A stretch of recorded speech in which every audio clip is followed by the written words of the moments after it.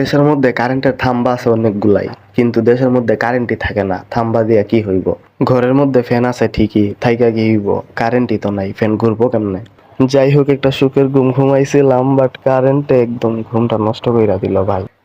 ঘুম যেহেতু ভাঙা গেছে, আর কি করার। তো এখন আমরা বেকার মানুষ, আমাদের কাম কাজও নাই। আমরা এখন আম্মার ব্যাগ থেকে টাকা নিয়ে তারপর চা খাইতে যাবো। তো চলেন আম্মার ব্যাগে হাত ঢুকিয়ে দেখি আমার জন্য টাকা কত রাইখা গেছেন। আর এইটা আমার জানা ভাই, প্রতিদিন আমার জন্য 20 টাকা কইরা রাইখা যান সকালে আমি চা খাওয়ার জন্য। তো ঘর থেকে বাইর হইয়া দেখি যে বাসার মধ্যে আর কেউই নাই, শুধু আমি একাই আছি।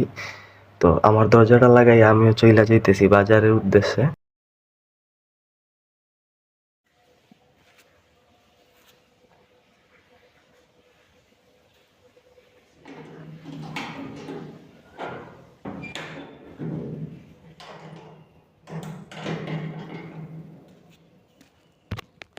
আর আজকে প্রচন্ড পরিমাণে রোদ উঠছে, যার কারণে বাইরের অবস্থাটা দেখেন, পুরা লাল হইয়া রইছে রোদে।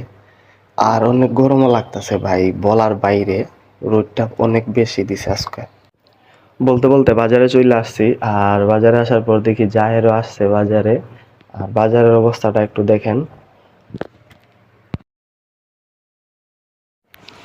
আর এই যে দেখেন আমাদের ভাই সাকিব, ওই গরমের মধ্যে চুলার ধারে কাজ করতে করতে ওর অবস্থা নাই, ঘাইমা একদম শেষ।